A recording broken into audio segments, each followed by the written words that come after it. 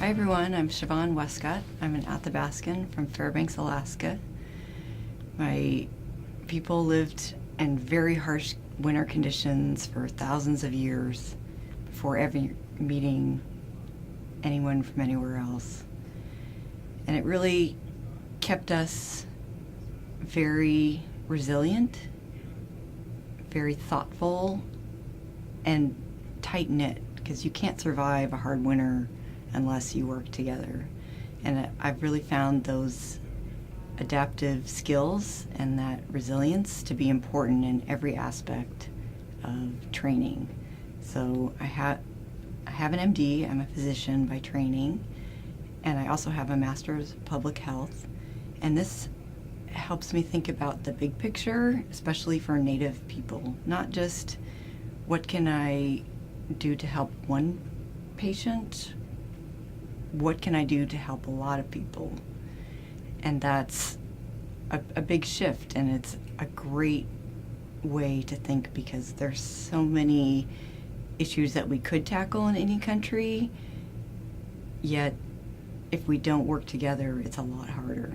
So my evolution and transition into training that involves research has really been a very roundabout way, which I think is true for a lot of Native people.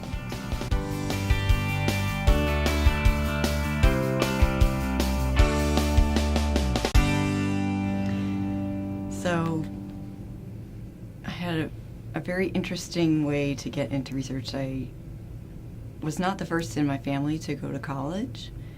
However, it still was an incredible amount of culture shock from the little 400 square foot cabin that my family has outside of Fairbanks, Alaska, to go to the East Coast to go to college. However, I loved the discussions, I loved the ideas, I loved the chance to make a difference, and the network. You can't ever underestimate network. So I went back to Alaska, and I really liked the idea of working in health somehow, but wasn't sure how to go about it, and finally I found public health.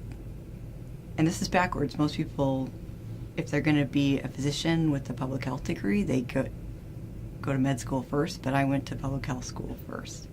And I found that foundation to be really opening up to say, well, let's just not focus on this little crisis right now that's in front of me, but say, how can we make this not be a crisis? Can we intervene earlier or help someone out at an earlier stage that might help them more?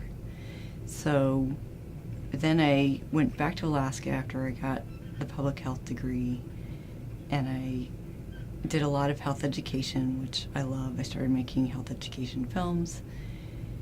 I made my brother a star in one. I was on cancer, and he's a cancer survivor. So that was really wonderful to be able to have him shine and learn from what was a difficult experience and make it positive for other people. And that was the first time that I thought, maybe I could do some research on this. It could be considered an intervention. So if we did a pre and post survey before and after the film, that might be able to bring about some great information so that other people can understand what they might get out of this video. So that's one of my very first research projects.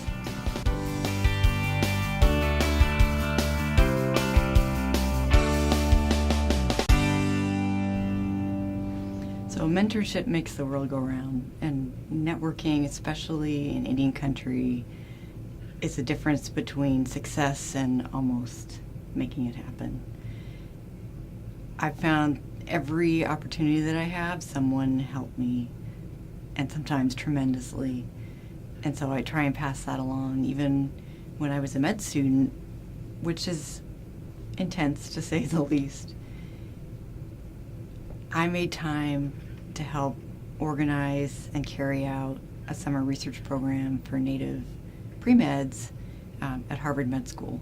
So they could have that experience, gain a little bit of lab expertise and maybe a project that they could publish, but the important thing is that they saw what was possible, and they had the opportunity to have a letter of recommendation when they were applying to med school or what other graduate schools they were considering, to have a letter of recommendation with Harvard Med School letterhead.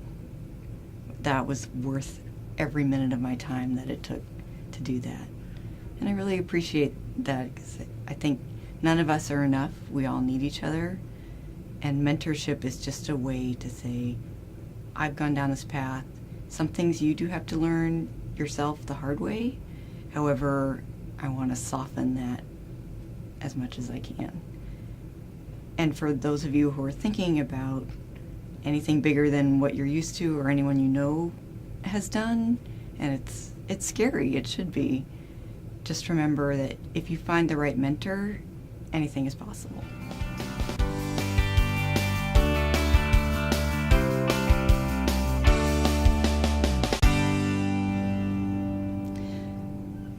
When you think about moving forward, research is a big word sometimes, and it feels like an intimidating process. There's all these approvals that you need, especially if you're working with people. You have to protect them, and there's lots of ways to do that, but then it's layers and layers of paperwork, and it can seem like it's not worth it. However, if you're not doing research and you're not understanding what's happening now, especially in a Native community, then you can't make good decisions. You can't decide, well, what's the most important health problems, or what can we tackle together? What do people care about and would get interested in getting involved in if we told them about something new? So I feel it's a priority to make it comfortable for Native people, no matter where they're starting from, to say, I want to be involved in research. I have some expertise about my community or about Indian country that is unique and important.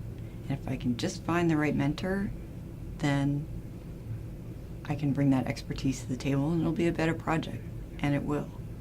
So what we're doing at North Dakota State University is looking into doing an evaluation of the film Conquering Chronic Disease with Olympian Billy Mills.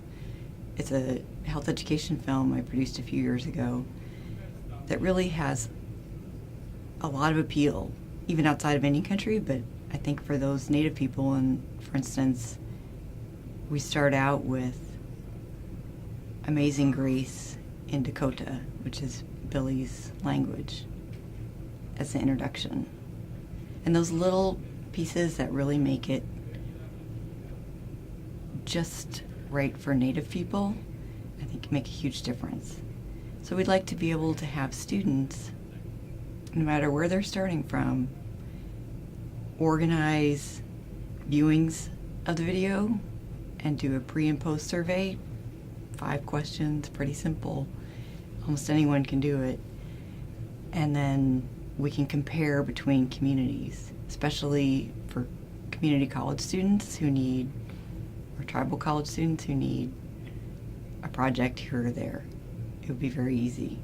We just want to set everything up in advance, and that's our job, to make sure that all the protections are there. Fairly low risk and easy to help students see that they can get involved and that it's worth it. Because if I did a lot of research, no matter how good it was, let's say I even got a Nobel Prize because my research was just that good, but it didn't have any direct impact on Native people, then I would consider that a failure. What difference does that make? And the more, especially young people who are just trying to figure out what they might do in life, the more that you can get them involved and thinking about what options they have with very little resources, it's just more about what you know already, then I think we can really make a difference.